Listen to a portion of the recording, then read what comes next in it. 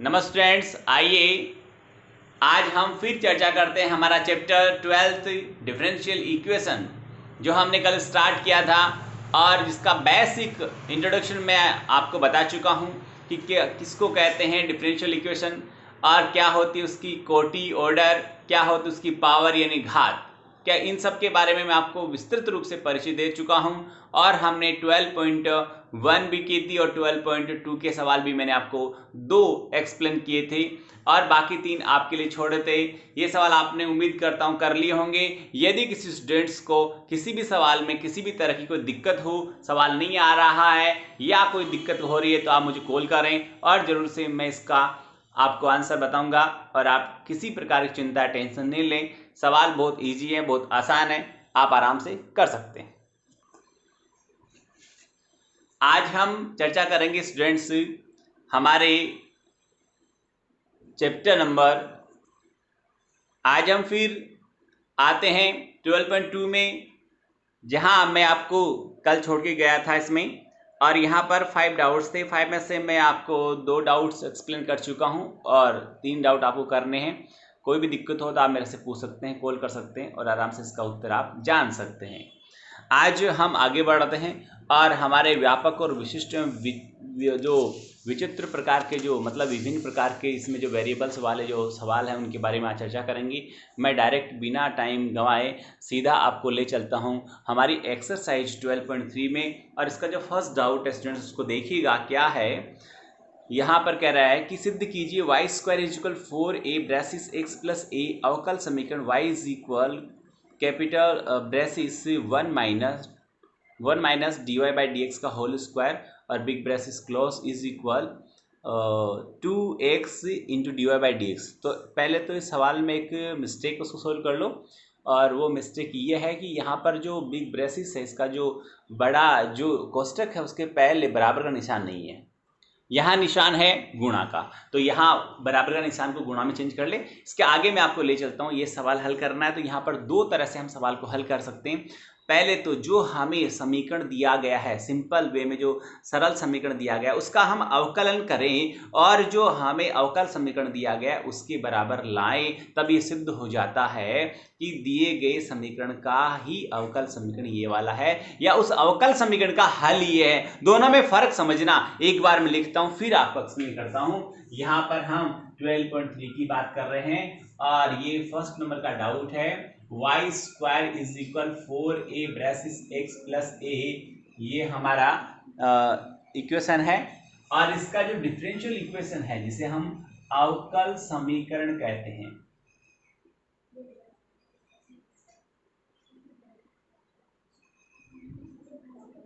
वो है students y big braces 1 minus dy/dx का होल स्क्वायर और इज इक्वल है मेरे ख्याल से 2x into dy/dx, 2x into dy/dx, ये हमारा अवकल समीकरण है।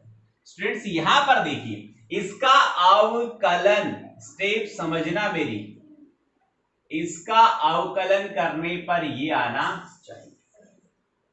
अब अवकलन कितनी बार करें गुरुजी? यहां पर जो वेरिएबल है जिसे अपन यहां पर स्वतंत्र चर कहें, सॉरी स्वतंत्र चर भी नहीं कहें इसको, एक कांस्टेंट वेरिएबल है a, वो एक है तो एक ही बार अवकलन करके ये लाना है। अब एक बार अवकलन करते ही ये आ जाए ये पॉसिबल नहीं है, इसमें से कुछ वैल्यू को इधर रखना पड़ेगा, रिप्लेस करना पड़ेगा, यहां से a को पूर्णतया से विलोपित करना है, इसे सब्स्टिट्यूट करना है, तब जाकर हमारे पास ये समीकरण आना है। यानी पर अवकलन डिफरेंशिएशन आपको 1 टाइम ही करना है, यानी इसका फर्स्ट टाइम डेरिवेटिव ही लेना है, सेकंड टाइम नहीं लेना है। यदि इसके अंदर d² होता तो आप उसका सेकंड टाइम डेरिवेटिव ले सकते थे, या फिर इधर आपके पास में 2 वेरिएबल a या b होते तब आप इसका क्या लेते, यहां पर डबल डेरिवेटिव ले सकते थे, पर यहां पर आपको एक ही बार अवकलन करना है। अब समझना, इसका अवकलन करने पर यह आना चाहिए, इसका समाकलन करने पर यह आना चाहिए, क्योंकि किसी भी अवकल समीकरण का जब हम समाकलन करते हैं तो एक सिंपल साधारण समीकरण आ जाता है। वो समीकरण इसका हल कहलाता है। यानी इस अवकल समीकरण का हल है कौन, y square equal 4a braces x plus a। तो दोनों काम कर सकते हैं, जो आपको इजी लगे, जो आपको आसान लगे वो काम करिए, इसका अवकलन कीजिए और ये प्राप्त कर लीजिए। तो सिद्ध हो गया कि हाँ सा ये फर्स्ट वाला इस अवकल समीकरण का एक हल है। और इसका समाकलन कीजिए और समाकलन करने पर आपके पास ये प्राप्त हो जाए तो कहना हाँ सा ये फर्स्ट इस अवकल समीकरण का एक हल है। अब मैं पहले इसका अवकलन करके बताता हूं, फिर किसी एक सवाल और लूंगा, उसमें मैं समाकलन करके आपको एक्सप्लेन करूंगा। आ जाइए, यहां पर ये पड़ा है, यहां पर वही भाषा, दोनों पक्षों का x के सापेक्ष, दोनों पक्षों का x के सापेक्ष अवकलन करने पर वो आया 2y into dy by dx is equal 4a अपनी जगह पड़ा रहेगा, ठीक है। और यहाँ पर इसका 0 हो जाएगा, x का होगा 1, यानी 4a बन गया यहाँ पर कंप्लीटली। इसको आप y into dy by dx ये लिख देंगे और इज इक्वल आपके पास आएगा 2a। यहाँ आप a का वैल्यू रखेंगे तो y इंटू, स्टूडेंट्स देखिए dy बाई dx है, इज इक्वल टू a का वैल्यू यहाँ से हम निकाल लेते हैं तो हमारे पास वैल्यू जो बनता है वो आता है y स्क्वायर बाई और 4 ब्रेसिस x प्लस a। समझ में आई होगी इतनी बात, जरा देखिए गौर से। ये हमारे पास वैल्यू है, इसका वैल्यू है यहाँ पर a का वैल्यू हमने रखा, फिर a यहाँ पर एक वेरिएबल के रूप में हमारे पास आ गया, यानी फिर से a यहाँ पर बन रहा है। इसको अपन सोल्व करेंगे, चिंता की बात नहीं देखिए। और इसके अलावा हम एक काम इसका और कर सकते हैं कि एक ही जब हम वैल्यू रख रहे थे तो इसको पहले से ही हम सोल्व कर सकते हैं यहाँ पर। तो पहले से ही सोल्व करके यहाँ पर से a भी हम कॉमन निकाल कर इसको बाहर ले सकते हैं, a का वैल्यू हम पता कर सकते हैं। तो यहाँ पर कोई दिक्कत नहीं, जो चल रहा है वो बेस्ट है, सुपर है। हम तो यहाँ पर ये काम करें और इसको अपन हल करें। आइए आगे बात करते हैं हम इसके बारे में, वो देखिए। यहां हम आगे बात करते हैं इसकी, तो ये 2 से 2 कैंसिल हो गया, इसको मैं इधर ले आऊंगा तो हमारे पास बन गया स्टूडेंट्स, जरा आप देखिए कि x प्लस a और इंटू में यहाँ 2 बच गया, तो ये लो 2।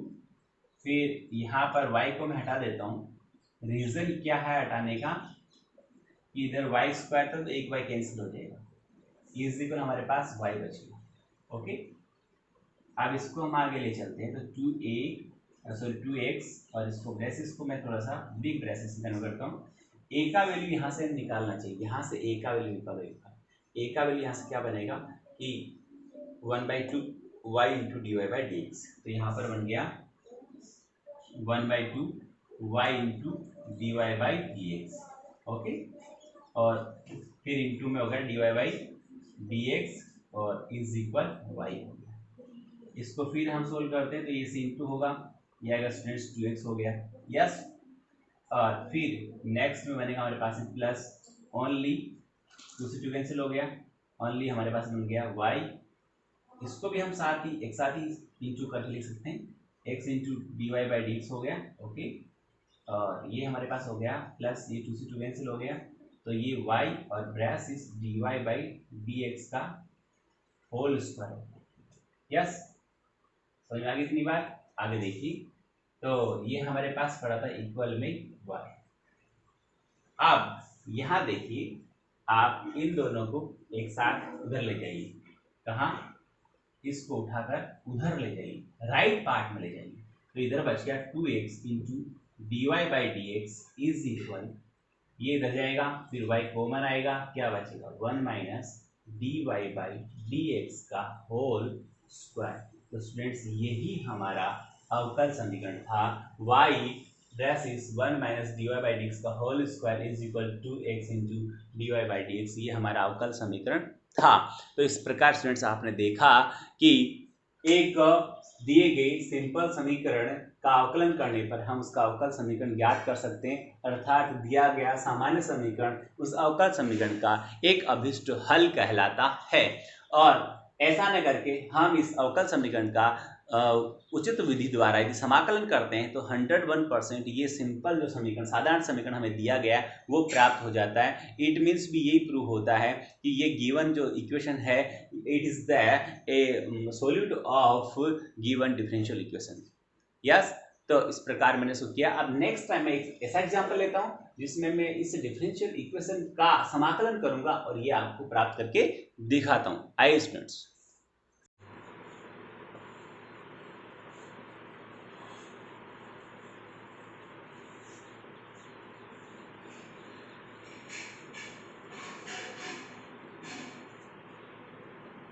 आइए अब मैं ऐसा सवाल लेता हूँ जिसमें मैं अवकल समीकरण को हल करूँगा और आपको जो ये सिंपल समीकरण दिया हुआ होता है वो आप ज्ञात करूँगा। तो देखिए, मैं थर्ड नंबर का डाउट लेता हूँ। हमारा सामान्य समीकरण y is equal c minus x by 1 plus x by x c x होना चाहिए। एक बार फिर से अपन मैच कर लेते हैं। यस, यही है। और जो अवकल समीकरण है स्टूडेंट्स वो है 1 प्लस एक्स स्क्वायर और into d y by d x plus 1 plus y square is equal to, ये स्टूडेंट्स हमारा अवकल समीकरण हमें दिया गया है। अब मैंने पिछले आपको सवाल में ये बताया था कि दिए गए सामान्य समीकरण का अवकलन किया था और अकॉर्डिंग टू सिचुएशंस मैंने यहाँ पर जो प्राचल दिया हुआ था, जो ए हमें एक कांस्टेंट वेरिएबल दिया हुआ था, उसका मैंने विलोपन किया और ये आपको ज्ञात करके अवकल समीकरण दिया था। अब मैं इसका इन्वर्स करूँगा कि अवकल समीकरण का समाकलन करके ये आपको ज्ञात करके दिखाता हूँ कि ये आता या नहीं आता। आइए स्टूडेंट जरा देखिए, मैं हल कर रहा हूँ और लिखूंगा चूंकि 1 plus x square into d y by d x plus 1 plus y square is equal 0। इसको हम क्या करेंगे कि आप चाहो तो एज इट पढ़ा रहने दें और आप चाहो तो इसको नेक्स्ट 2 स्टेप में सोल्व कर सकते हैं। कैसे कर सकते हैं? 1 प्लस एक्स स्क्वायर पढ़ा रहने देने का मेरा मीनिंग था हम पूरे समीकरण को dx से गुणा कर दें तो इस यहाँ से हट जाएगा, ये यहाँ इंटू में dx लग जाएगा और यहाँ पर है जो क्या बनेगा स्टूडेंट्स कि 0 बन जाएगा। तो हम क्या करेंगे फिर पूरे समीकरण का हम समाकलन एक साथ कर सकते हैं क्योंकि इसके इंटू में जो आएगा वो जो dx लगेगा उसको हटाकर इसके नीचे, इसको हटाकर इसके नीचे। मैं समझाता हूँ आपको, ये मैं ओरली बता रहा हूँ, वो आप नहीं कर पाएंगे, मैं समझाता हूँ फिर आपको बेटर समझ में आएगा। यहाँ देखिए d y by d x और is equal -1 plus y square. Okay, यहाँ हम क्या करेंगे कि देखना एक बार, ये मैं उधर ले जाऊंगा एक बार के लिए 1 प्लस, या फिर ऐसा कर ले हम, ज़्यादा आपको अच्छा तब लगेगा कि d y by d x -1 plus y square is already at here. Now we transfer 1 plus x square in right side, then it will goes in downside 1 plus x square. If you are want to integrated any functions, then we have need a variable with the respect we are going to integrated the given equations. Then if we integrated a equations in y variable, then it should be integrated with the respect of y and x is integrated with the respect of x. तो हम ये कहेंगे कि जो y वाले पद हैं, जो y वाले अपने ग्रुप हैं, उनके साथ में dy आना चाहिए और जो x वाले ग्रुप है उनके साथ में dx आना चाहिए। तो मैं क्या करूँगा यहाँ पर, ये dy इधर पड़ा है तो इस y वाले टर्म को इधर ले आऊँगा। तो स्टूडेंट्स ये लिखा जाएगा 1/1 plus y square into d y, उधर माइनस पड़ा था इंटीग्रल, ये 1/1 plus x square into d x हो जाएगा। इतनी बात आपको समझ में आ गई होगी क्योंकि मैंने कहा कि y वाले जो टर्म्स हैं वो dy के साथ रहने चाहिए और x वाले टर्म है वो dx के साथ रहने चाहिए। ये dx इसके डिवाइड में था, ट्रांसफर किया इसके इंटू में चला गया, ये ऊपर अप साइड में अंश की जगह पड़ा था, इसका ट्रांसफर किया, ये नीचे हर की जगह आ गया। ये भी एक सूत्र का मतलब भाग है और ये भी एक सूत्र का भाग है, यानी कि इसका अवकलन करने पर ये आता है, वो ही इसका समाकलन होगा, यानी इसका इंटीग्रल होगा। और ये होता है, हम जानते हैं, टेन इनवर्स वाई का, और ये माइनस टेन इनवर्स वाई यहाँ पर आएगा। तो देखिए स्टूडेंट्स, इसका नेक्स्ट मेरे पास ये रहेगा, वो आप आराम से देखें, ये रहेगा हमारे पास टेन इनवर्स वाई और इज इक्वल माइनस ये रहेगा टेन इनवर्स एक्स, और जो कांस्टेंट अपन c लिखते हैं उसको मैं यहाँ टेन इनवर्स c लिख दूंगा, क्योंकि ये जो कांस्टेंट है वो कुछ भी हो सकता है, c का वैल्यू कुछ भी हो सकता है। हमें जरूरत पड़े तो इसको log c भी लिख सकते हैं, इसको जरूरत पड़े तो हम टेन इनवर्स c लिख रहे हैं, इसको sine inverse a, sine inverse c, कुछ साइन इनवर्स c या tan inverse c, cot inverse c, according to हमारी सिचुएशन की हमें क्या लिखें कि सवाल एक अच्छे फॉर्म में आ जाए या किसी अच्छे फॉर्मेट में आ जाए, अच्छे सूत्र में ढल जाए या किसी एक अच्छे स्टेप में आ जाए, तो इसके लिए हम ऐसा कर सकते हैं। बाकी यहाँ पर बाउंडेशन नहीं है कि आपको क्या लिखना है, कि टेन इनवर्स सी ही लिखना अनिवार्य, ऐसा कुछ नहीं है। पर जैसा हम चाह रहे हैं वैसा लाने के लिए हमें इस तरह के पद लिखने पड़े तो हम लिख सकते हैं, इसके लिए हम फ्री हैं, इंडिपेंडेंट हैं। यस स्टूडेंट्स, आइए यहाँ पर मैं टेन इनवर्स वाई हमारा एज इट पड़ा रहेगा, और इधर जो टेन इनवर्स सी था उसको पहले लिखूंगा क्योंकि ये प्लस का था, और माइनस का टेन इनवर्स एक्स बाद में लिख दूंगा।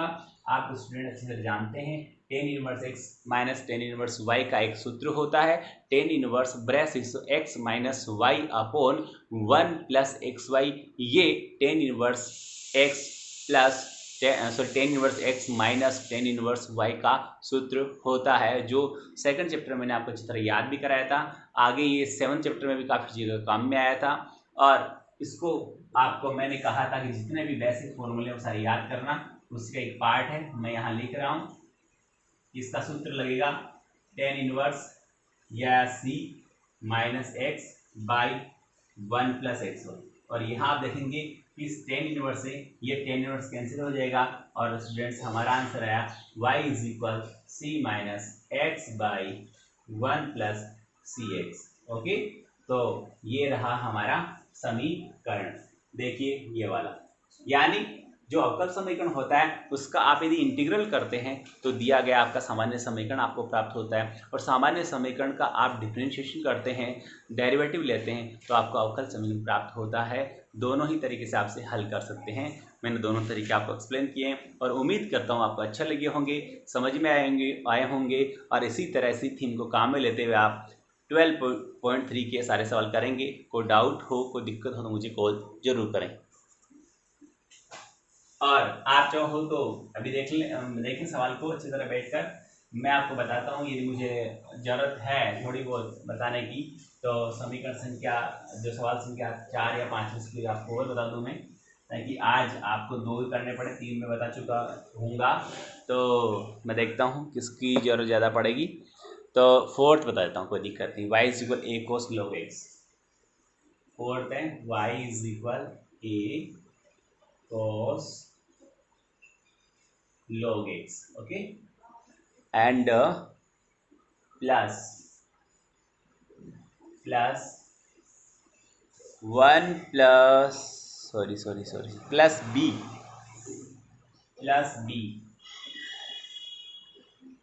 और साइंस, और मेरे ख्याल से यहाँ पर भी log x होना चाहिए, देखता हूँ वापस से मैं, b साइन log x और a cos log x, ये हमारा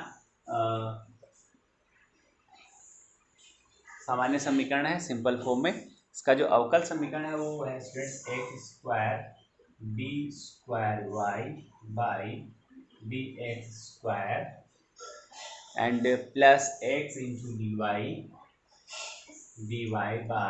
D x, and next is plus y is equal 0।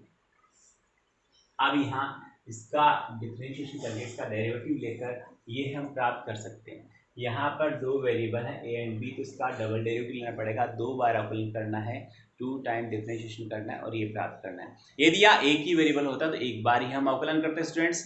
आगे देखिए, इसका उल्टा भी हो सकता है कि इसका हम क्या करें, इसका इंटीग्रल करें तो ये आ सकता है, बट यहाँ आपको बताना चाहूँगा कि डबल डेरिवेटिव का इंटीग्रल करना हमारे सिलेबस में नहीं है, इसलिए मैं आपको ये विधि यहाँ पर नहीं बताऊँगा, यही बताऊँगा कि इसका आप अवकलन करें और ये प्राप्त करें। देखिए स्टूडेंट्स कैसे होता है, यहाँ मैं हल कर रहा हूँ। यहाँ पर वो भाषा लिखेंगे, दोनों पक्षों का x के सापेक्ष अवकलन करने का, सापेक्ष अवकलन करने पर यहाँ y का तो लेफ्ट में dy बाई dx हो जाएगा, a एक गुणांक इसलिए अपनी जगह एज इट पड़ा रहेगा, कोस का माइनस साइन होगा और log x का 1/x हो जाएगा।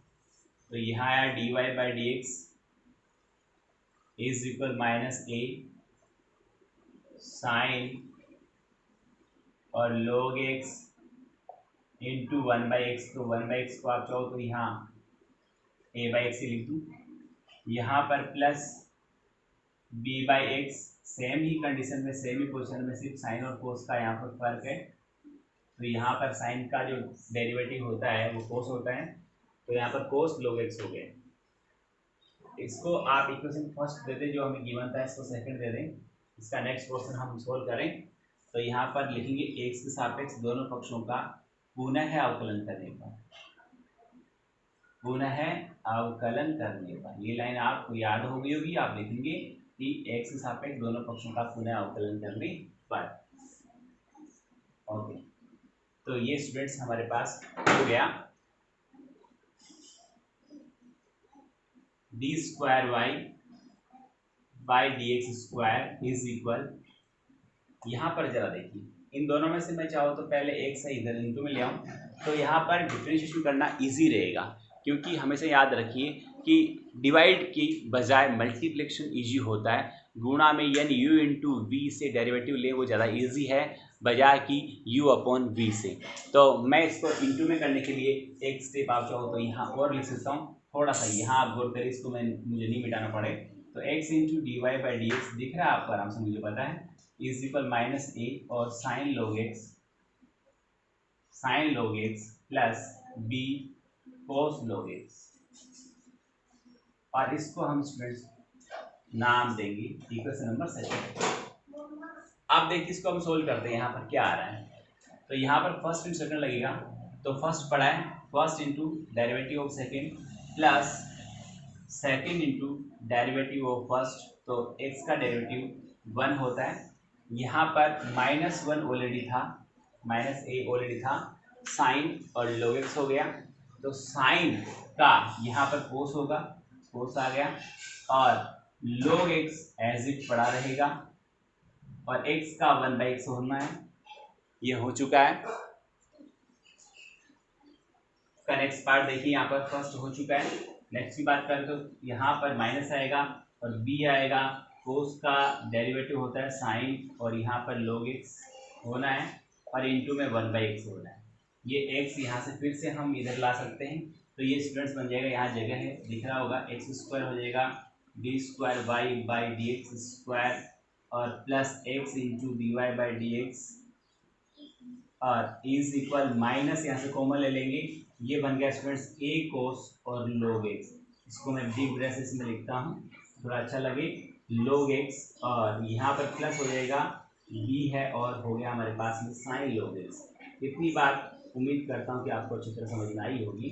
तो इसको हम पूरे को वापस इक्वेशन नंबर फर्स्ट के अकॉर्डिंग y लिख सकते हैं, तो ये हो गया -y, इधर आएगा तो प्लस का y हो जाएगा, और एज इट वैसे आ जाएगा। देखिए x square into d square y by d x square plus x into d y by d x, और is equal -y, it becomes in convert x square into d square y by d x square plus x into d y by d x plus y is equals to 0। तो हमें जो differential equation given था वो हमें प्राप्त हो चुका है। स्टूडेंट्स, इस प्रकार मैंने 12.3 आपको एक्सप्लेन की है। उम्मीद करता हूँ आपको अच्छी लगी होगी, समझ में आया होगा। और नहीं आया तो आप मुझे ज़रूर से कॉल करें, अच्छी तरह पढ़ें, मेहनत करें, होमवर्क करें, सब लोग वीडियो देखें। एक बार फिर से मैं आपसे रिक्वेस्ट कर रहा हूँ कि आप सोचिए, जिस दिन हमने ऑनलाइन क्लास स्टार्ट की थी उस दिन हम फर्स्ट चैप्टर में थे। सोचना इस बात के लिए, उस दिन हम फर्स्ट चैप्टर में थे। हमने फर्स्ट चैप्टर से स्टार्ट किया है, सेकंड चैप्टर में भी हम आए हैं। हमने थर्ड फोर्थ में से कुछ पहले कर चुके थे, उसका भी हमने किया है। बट सोचो, आज धीरे धीरे करते करते हम 12th चैप्टर में आ चुके हैं। और ये बहुत ही चिंता का विषय है कि जो स्टूडेंट्स, हालांकि लगभग बच्चे देख रहे हैं, जो 5 7 10 बच्चे, कभी 5 कभी 7 कभी 10, ऐसे जो बच्चे एब्सेंट रह रहे हैं, जो वीडियो नहीं देख रहे हैं, उनके लिए बहुत ही चुनौती भरा मेरा ये क्वेश्चन सुन लेना ढंग से, अच्छी तरह से, दोनों कान खोलकर अच्छी तरह से, कि आप बहुत बड़ी गलती कर रहे हो और इस गलती का बहुत बड़ा नुकसान आपको उठाना पड़ेगा। कुछ स्टूडेंट्स की मानसिकता हो सकती है कि we are not be regular at year. It may be possible, कोई दिक्कत नहीं है, आप कहीं भी पढ़ें, बट आप जो पढ़ोगे वो आपके लिए बहुत ज़्यादा यूजफुल है, आपकी लाइफ के लिए बहुत ज़्यादा यूजफुल है, आपके फ्यूचर के लिए बहुत ज़्यादा यूजफुल है। इसलिए आप इसे इग्नोर नहीं करें। सिलेबस ये रहना है, पैटर्न ये रहना है, सिस्टम ये रहना है, सवाल ये रहने, तो पढ़ना पड़ेगा। और आप चाहते हो हम फिजिकली कहीं भी क्लास ज्वाइन करें, तो इसका कोई अभी आइडिया नहीं कि 10 दिन बाद होगा या 2 महीने बाद होगा। जब भी होगा, मैं तो ईश्वर से प्रार्थना करता हूँ जितना जल्दी हो सके फिजिकली क्लास अटेंड हो, बच्चे 100% क्लास में प्रेजेंट हो, अच्छी तरह मैं उनको समझा सकूं और बहुत अच्छी तरह से उनको हर टॉपिक के बारे में बता सकूं। बट ये आपके और मेरे हाथ में नहीं है, ये आपके और मेरे वश की बात नहीं है। ये कब होगा, क्या होगा, 2 दिन बाद होगा, 10 दिन बाद होगा, 2 महीने बाद होगा, ये हम सिर्फ कयास लगा सकते हैं और ईश्वर से प्रार्थना करते हैं कि जल्दी से जल्दी ये सामान्य हो स्थिति और हमारी फिजिकली क्लास स्टार्ट हो। बट आप सोचिए, हम यदि 1 जुलाई से भी क्लास में फिजिकली आते हैं तो स्टूडेंट्स, 12th चैप्टर अपने आप में बहुत बड़ा पार्ट है मैथ्स का। इतना पार्ट जिस बच्चे ने ढंग से रेगुलर पढ़ लिया, मैं कह रहा हूं ऐसा हो ही नहीं सकता कि आपको वीडियो देखने से मैथ समझ में नहीं आए। 100%, मैं और कॉन्फिडेंस से नहीं, मैं कॉन्फिडेंस से कह रहा हूं और मेरे आत्मविश्वास से कह रहा हूं कि 100% समझ में आता है। यदि कोई टॉपिक आपको 10%, 15%, 20% कम समझ में आ रहा है तो कोई दिक्कत नहीं। दिक्कत कहाँ आ रही है? नुकसान तो हो ही नहीं रहा। यदि मैं तो मानता हूं 10% भी यदि आपको समझ में आ रहा है, तो जब हम फिजिकल क्लास स्टार्ट करेंगे तो हम 10% से स्टार्ट होंगे।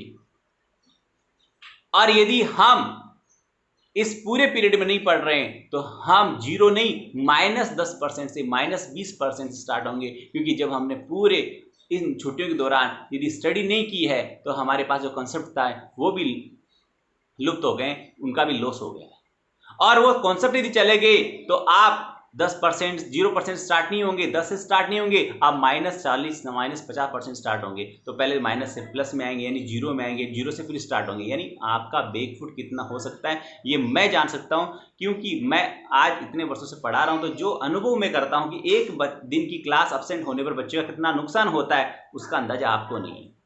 आप सिर्फ ये सोच रहे हो ऐसे चल रहा है, ये जो क्लास चल रही है वो ऐसे ही है, इसका कोई मीनिंग नहीं है।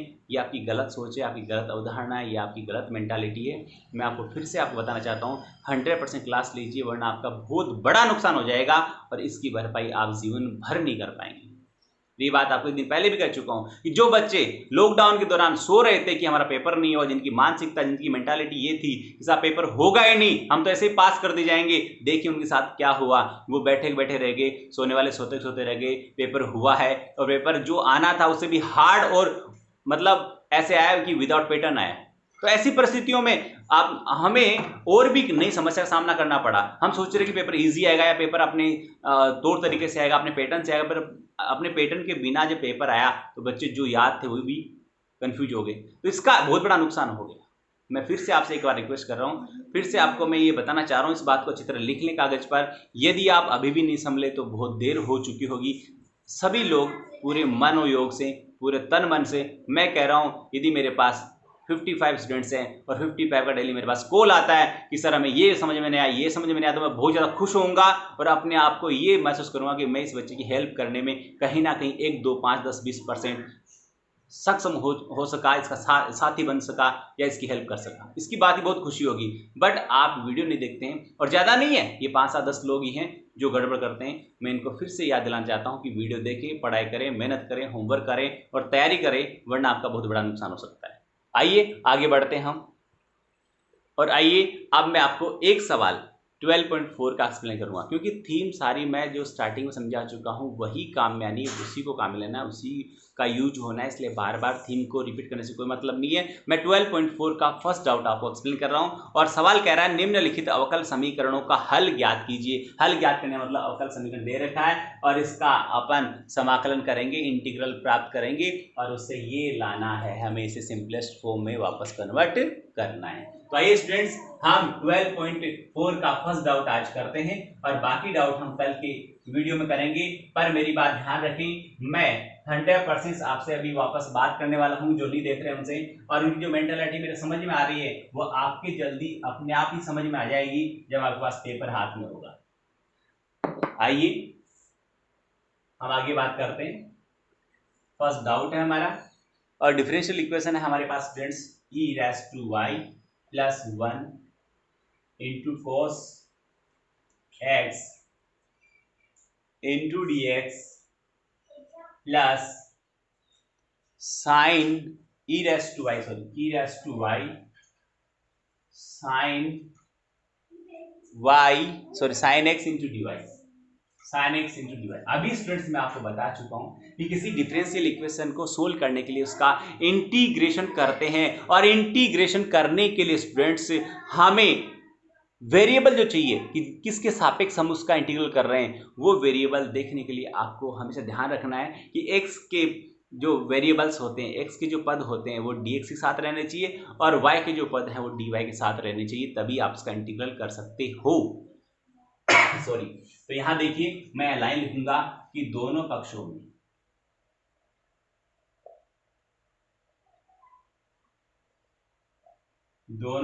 में sin x into 1 plus e raise to y का भाग लगाने पर, यदि इंग्लिश मीडियम के स्टूडेंट्स को भी ये चाहिए तो आप, इसमें कोई फर्क नहीं होता है, मैथ्स में सिर्फ लैंग्वेज का फर्क है, लैंग्वेज में ज़्यादा लंबा चौड़ा फर्क नहीं होता है। या इंग्लिश मीडियम में भी ई की पावर एक्स ही होगा, और हिंदी मीडियम में ई की पावर एक्स ही होगा, वही डिफरेंशियल, वही इंटीग्रेशन, वही वर्ड बोले जाते हैं, और एडिशनल मल्टीप्लिकेशन जो वर्ड बाकी जो हमें लिखने होते हैं उनसे कोई फर्क नहीं पड़ता है। आइए देखिए इसे गौर से, यानी कि dividing by sine x braces 1 plus e raise to y to both side, तो यहां पर ऐसा करेंगे तो हमारे पास आएगा students cos x by sine x into d x, plus यहां आएगा e raise to y by 1 plus e raise to y into d y, और इज इक्वल टू 0, है ना, by taking the integral of both side, by taking the integral of both side, दोनों पक्षों का समाकलन करने पर, बाय टेकिंग द इंटीग्रल और बोथ साइड, हम लिखेंगे स्टूडेंट्स, यहाँ लिखेंगे इंटीग्रल साइन लग गया, ये cot x into d x बन गया, और plus integral e raise to y by 1 plus e raise to y into d y is equal to 0 होगा। ये स्टूडेंट इसका इंटीग्रल जो होता है वो log मॉड्यूलस साइन x होता है, तो यहाँ हमारे पास आ जाएगा students log modulus sine x, okay, plus, और ये जो स्टूडेंट्स हमारे पास आएगा वो इसका इंटीग्रल होगा log, अच्छी तरह पढ़ चुके हो आप, इसलिए बार बार इसको एक्सप्लेन की जरूरत नहीं है, इसका होगा ये, और इज इक्वल हम इसको लिख सकते हैं, आप चाहो तो आगे 0 है तो वहाँ पर जो इसका इंटीग्रल है 0 का वो log c या केवल c इस तरह से लिख सकते हैं, पर मैं इसको log c लिखना ज़्यादा प्रीफर करूँगा, क्योंकि सारा टर्म log के टर्म में है, तो इसको log c लिख दिया जाए तो कोई दिक्कत वाली बात नहीं है। ये दोनों क्या स्टूडेंट्स प्लस में पढ़ें तो लॉगरिथम को जब अपन हटाते हैं, यानी log a इंटू बी को log a और प्लस log b लिखते हैं, तो उस फॉर्मूले अकॉर्डिंग ये स्टूडेंट्स हमारे पास बन गया, बाहर तो रह गया साइन एक्स ब्रेसिस में 1 plus e raise to y और फिर curly braces is equal log c हो गया। यहाँ पर log से log कैंसिल, यानी लॉगरिथम से लॉगरिथम कैंसिल हो जाएगा स्टूडेंट्स। ये हमारे पास है sin x सॉरी, यह हमारे पास में sin x और into 1 plus e raise to y और इज इक्वल सी हो गया। देखिए ये हमारा फाइनल आंसर हो गया। तो ये हमारे दिए गए अवकल समीकरण का एक हल है। और स्टूडेंट अच्छी तरह पढ़ें, मेहनत करें। बहुत बहुत